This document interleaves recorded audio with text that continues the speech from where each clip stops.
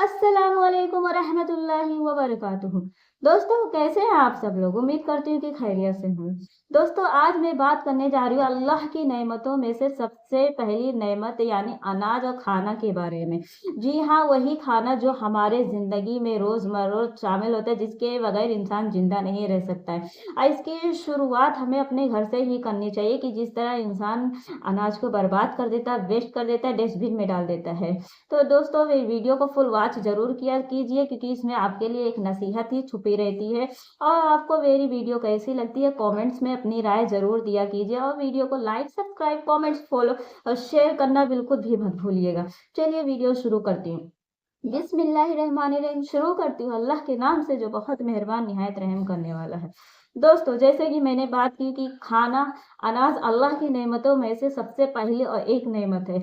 ये वो नेमत है कि जिसके बगैर इंसान जिंदा नहीं रह सकता है। पानी के बगैर इंसान जिंदा नहीं रह सकता, खाने के बगैर इंसान नहीं जिंदा रह सकता है। लेकिन क्या करते हैं कि हम इसी खाना को, इसी अनाज को बर्बाद कर देते हैं, डस्टबिन में डाल देते हैं। दोस्तों, ये अनाज के लिए हमारे वालिदैन सुबह ही निकल जाते हैं अपने घर से। सुबह फजर के लेके रात को सूरज गुरूब होने तक, जब तक सूरज ढलता नहीं है, वो कड़ी में मेहनत करते हैं, शिद्दत से अपना खून पसीना सब एक जगह पे गाड़ते हैं और तकलीफ इतना सह करके हमारे लिए दो रोटी का इंतजाम करते हैं। फिर क्या होता है, जब वो रोटी, वो खाना हमारे घर में आ जाता है, हम उसे अपने प्लेट्स में रखते हैं, लेकिन इतना रखते हैं कि जितना हम खा नहीं पाते। इसलिए दोस्तों, हमें सिर्फ उतना ही खाना लेना चाहिए अपने प्लेट में कि जितना हम खा लें, और वो खाना हम जाया भी ना करें, बर्बाद भी ना करें, डस्टबिन में ना डालें। अगर मान लीजिए कि आपको कोई खाना नहीं खाना है, आपके पास वो खाना आ गई और आप उसका मुंह बना रहे हो, उस खाने को देख करके नहीं खाना है, तो वो खाना कम से कम डस्टबिन में डालने से तो बेटर है कि आप उस खाने को गरीबों को दे दीजिए। जिसको उसकी ज़रूरत है उसे दे दीजिए, क्योंकि अगर आप खाना नहीं खाते हैं और गरीबों को दे देते हैं, तो ये आपके लिए एक सवाब भी रहता है, जन्नत में जाने का रास्ता भी है, एक सदका भी हो जाता है, क्योंकि उनसे, उस खाने से उन गरीबों की भूख भी मिट जाती है। ये आप खाना, अनाज की कीमत उन लोगों से पूछो जिसके पास एक वक्त का खाने के लिए नहीं रहता, जो सिर्फ एक वक्त खाते हैं और दूसरे वक्त के लिए वो सोचते हैं कि दूसरे वक्त, तीसरे वक्त का हम इंतजाम कहाँ से करें। क्योंकि एक रोटी की कीमत भूख ही बता सकता है, और पानी की कीमत एक प्यासा ही बता सकता है।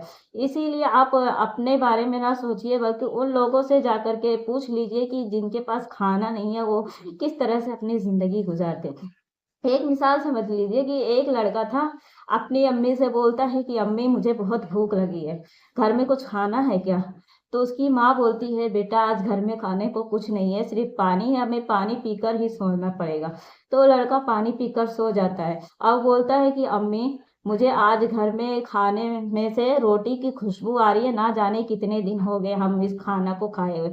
तो दोस्तों, ये होता है, जिनके पास खाने की कीमत नहीं होती, जिसके पास खाना नहीं होता, वो बेचारा इंसान पानी में ही गुजार लेता है। कभी कभी पानी भी नहीं रहता, बिन पानी बिन खाना के वो जिंदगी गुजारते हैं। लेकिन हम क्या करते हैं, हम तो अल्लाह की नाशुक्री करते हैं ना। जी हाँ, ये नाशुक्री नहीं तो फिर और क्या है, क्योंकि अनाज का अपमान करना, अनाज की बेइज्जती करना, बेहुरमती करना, ये अल्लाह की नाशुक्री ही है। क्योंकि अगर आप नेमतों का बर्बाद करेंगे ना, तो आपके घर में जितनी भी नेमतें हैं, अल्लाह रब्बुल इज़्ज़त उसे छीन लेंगे। क्योंकि सबसे पहली नेमत हमारे लिए खाना ही है, रिज़्क ही है। क्योंकि ये वही रिज़्क होता है जिसे किसान सर्दी में, धूप में कड़ी मेहनत करके फसल लगाते हैं, उगाते हैं, फिर ये अनाज पैदा होकर के हमारे पास आता है।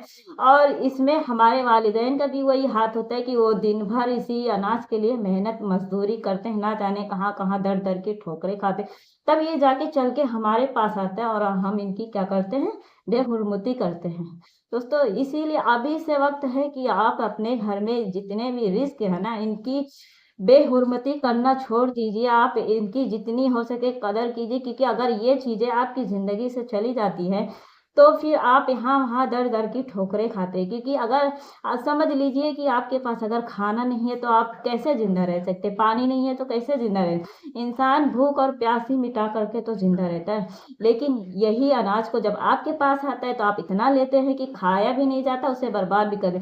जैसे कि शादियों और फंक्शन वेडिंग सीजन और फंक्शंस में क्या हाल होता है कि वेडिंग सीजन में शादियों के हॉल में इतने 12 आइटम होते हैं, इतने सारे आइटम्स होते हैं और प्लेट्स में रख के लोग उसकी तस्वीरें खींचते हैं, सेल्फी लेते हैं 12 आइटम्स के, और फिर क्या होता है उसी खाने को थोड़ा सा खाते हैं, फिर वही खाना छोड़ के प्लेट्स में चले जाते हैं। फिर वो खाना कहाँ जाता है?